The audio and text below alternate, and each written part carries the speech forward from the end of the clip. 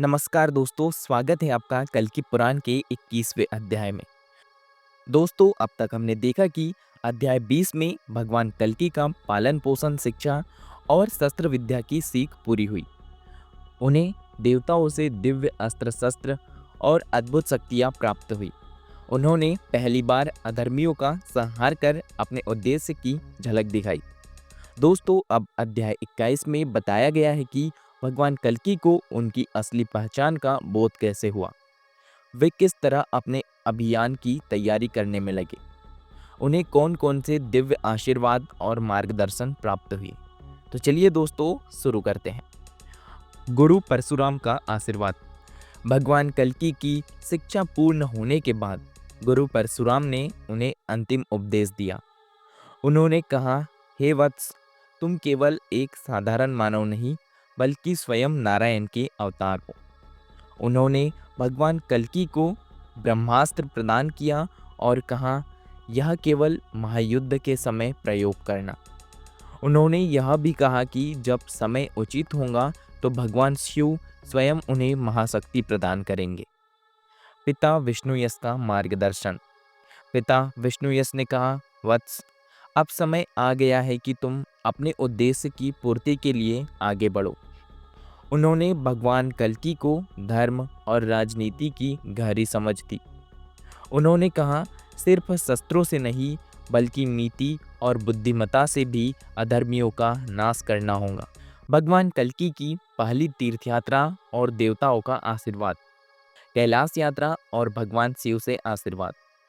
भगवान कल्कि भगवान शिव की तपस्या करने कैलाश पर्वत गए। कई वर्षों तक उन्होंने घोर तपस्या की और शिवजी को प्रसन्न किया। भगवान शिव प्रकट हुए और कहा, वत्स, तुम्हारा कार्य अत्यंत महान है। यह महादेव तलवार लो, जो असुरों और अधर्मियों का नाश करने में सहायक होंगी। भगवान शिव ने उन्हें महादेव तलवार प्रदान की, जो कि असुरों और अधर्मियों का नाश करने में सहायक थी। वैकुंठ यात्रा और भगवान विष्णु से संवाद। भगवान कल्कि ने ध्यान करके स्वयं विष्णु से मार्गदर्शन प्राप्त किया।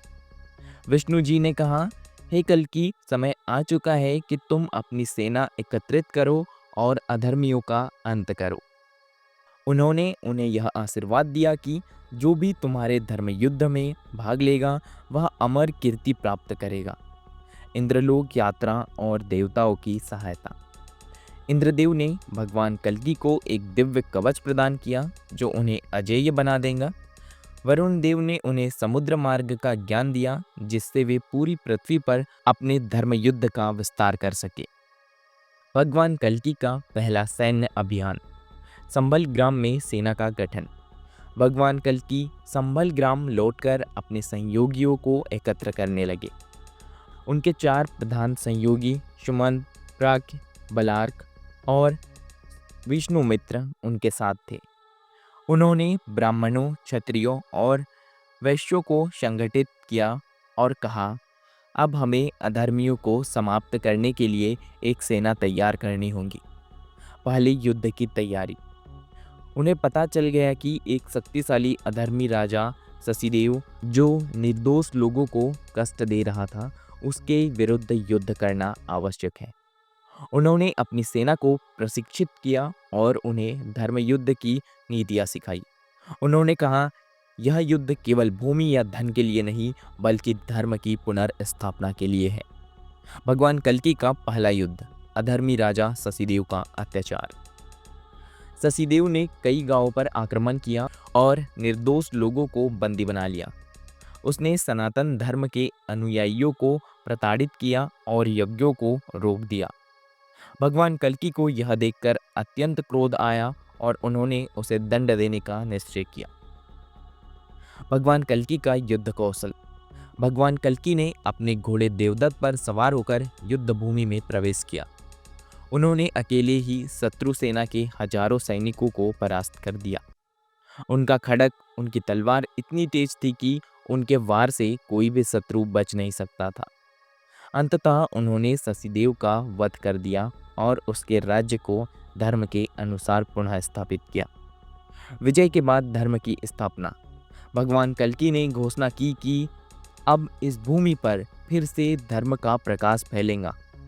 उन्होंने वहाँ के नागरिकों को न्याय और नीति का पालन करने की प्रेरणा दी। उनकी इस विजय से पूरी पृथ्वी पर यह संदेश फैल गया कि कल्कि अवतार अधर्मियों के संहार के लिए आ चुके हैं। दोस्तों, ये था आज का अध्याय, छोटा सा अध्याय, अध्याय 21। दोस्तों, अब तक हमने क्या देखा, इसका सारांश हम देखते हैं। गुरु परशुराम का आशीर्वाद, उन्होंने भगवान कल्कि को दिव्य अस्त्र प्रदान किए। भगवान शिव और विष्णु से मार्गदर्शन, शिव जी ने उन्हें महादेव तलवार दी और विष्णु जी ने धर्म युद्ध की योजना बताई। इंद्रदेव और अन्य देवताओं का सहयोग, इंद्रदेव ने उन्हें दिव्य कवच दिया और वरुण देव ने उन्हें समुद्र मार्ग का ज्ञान दिया। सेना का गठन और पहले युद्ध की योजना, उन्होंने संबल ग्राम में धर्म युद्ध के लिए अपनी सेना संगठित की और पहला युद्ध और विजय, उन्होंने अधर्मी राजा सचदेव का वध कर अपने धर्म की पुनर्स्थापना की विजय प्रारंभ की। दोस्तों, इस अध्याय का निष्कर्ष क्या है? भगवान कल्कि को अब अपने उद्देश्य का पूर्ण ज्ञान हो चुका था। उन्होंने धर्म की रक्षा के लिए पहला युद्ध किया और अधर्मियों का नाश किया। अब पूरी पृथ्वी पर यह संदेश फैल गया कि अधर्म के दिन गिने चुने हैं। आगे क्या होगा? भगवान कल्कि अन्य अधर्मी राजाओं का अंत कैसे करेंगे, यह हम अगले अध्याय में जानेंगे।